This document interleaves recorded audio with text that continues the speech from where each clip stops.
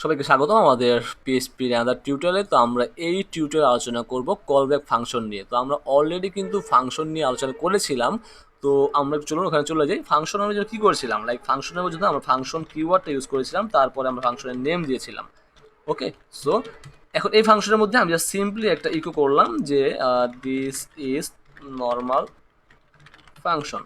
ওকে, এখন যদি ফাংশনের এটাকে কল করতে চাই তাহলে আমরা খুব সিম্পলি জাস্ট আমাদের ফাংশনের নেমটা কল করলে সেটা চলে আসে এবং তার মধ্যে যেটা ভ্যালুটা ইকো করেছি সেটা দেখা যাবে আমাদের ডিসপ্লেতে বা আমাদের ব্রাউজারে। এটা ছিল নর্মাল একটা ফাংশনের কাজ, একদম সিম্পল। যেহেতু আমাদের টিউটোরিয়ালগুলো ছোটো ছোটো এবং চাচ্ছি যেহেতু এটা বিগিনার থেকে শুরু করা হয়েছে টিউটোরিয়ালগুলো বা সিরিজটা, তাই চাচ্ছি প্রত্যেকটা টপিক আমরা ছোটো ছোটোভাবে শিখিয়ে দেবো। দেন আপনি স্টেপ বাই স্টেপ আরও অ্যাডভান্স কাজ করতে পারবেন।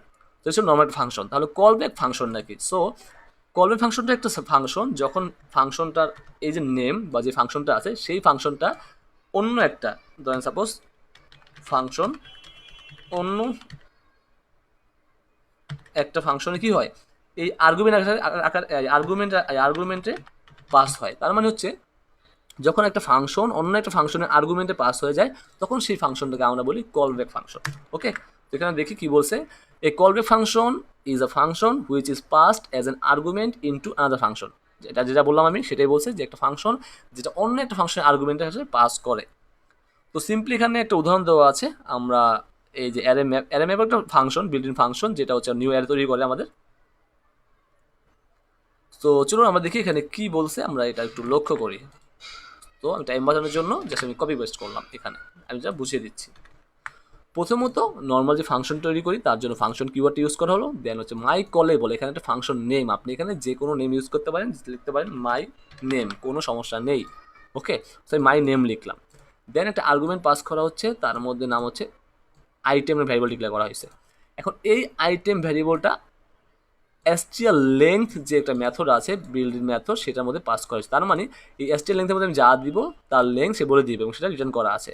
এখানে যে এসটিএল লেংথ আছে, এসটিএল লেংথ এটা হচ্ছে বিল্ডিং ফাংশন। ওকে, এটা পিএইচপির বিল্ডিং ফাংশন।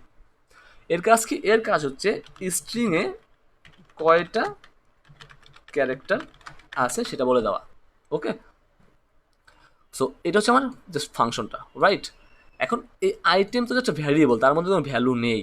তো আমরা কী করলাম, স্ট্রিংস নামে একটা ভ্যারিয়েবল ডিক্লেয়ার করলাম যার মধ্যে অ্যারে আছে এবং এই অ্যারের মধ্যে অ্যাপেল, অরেঞ্জ, বানানা, কোকোনাট চারটা ভ্যালু বিদ্যমান দেখতে পাচ্ছেন। সো স্ট্রিং হচ্ছে অ্যারে যার মধ্যে অ্যাপেল, অরেঞ্জ, বানানা, কোকোনাট চারটা ভ্যালু বিদ্যমান আছে।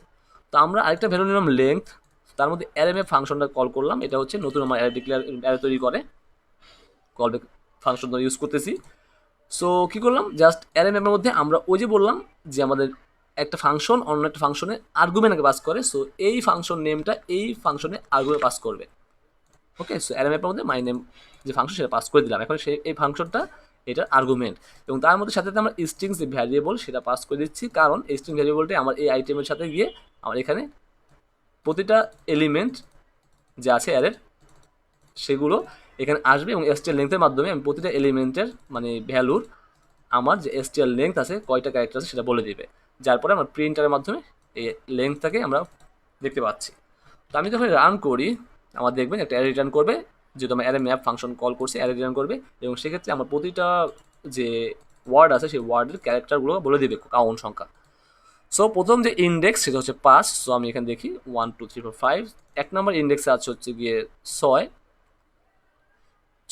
2 নম্বর ইন্ডেক্স আছে 6 2 4 6 এবং 3 নম্বর ইন্ডেক্স আছে 2 4 6 7। খুবই সিম্পল।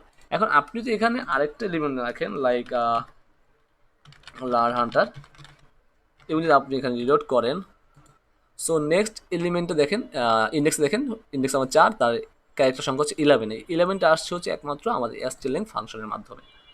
ওকে, সো এটা ছিল মোটামুটি সিম্পল একটা কলব্যাক ফাংশনের উদাহরণ। সো এটা নিয়ে আরও বিশদ আলোচনা করা যাবে সামনে হয়তো বা, জাস্ট আমাদের যেহেতু বেসিক টিউটোরিয়ালগুলো শেষ করতেছি আমরা, তো আমরা এটা আলোচনা করলাম। সো নেক্সট টিউটোরিয়াল আমরা আলোচনা করবো PSP Jason. So Jason decode, Jason encode আলোচনা করবো। দেন পিএসপি এক্সেপশন, তো আমরা এরোটা কীভাবে হ্যান্ডেল করতে পারি লাইক ট্রাই কেসের মাধ্যমে, ফাইনালের মাধ্যমে, সেটা আমরা দেখবো। সো এটা দেখার পরে আমরা চলে যাব আমাদের পিএসপির কিছু টাস্ক, দেন আমরা চলে যাব পিএসপি ওপি গুলো এপিসোডে।